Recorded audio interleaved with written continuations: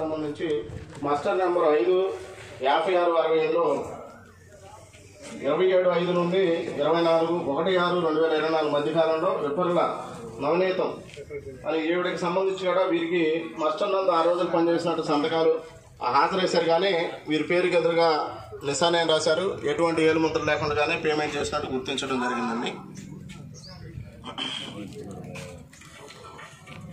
అదేవిధంగా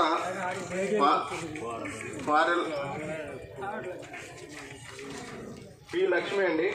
ఈ పి లక్ష్మికి సంబంధించి మాస్టర్ నందు 6 రోజులు పనిచేసినట్టు హాజరేశారండి. అదేవిధంగా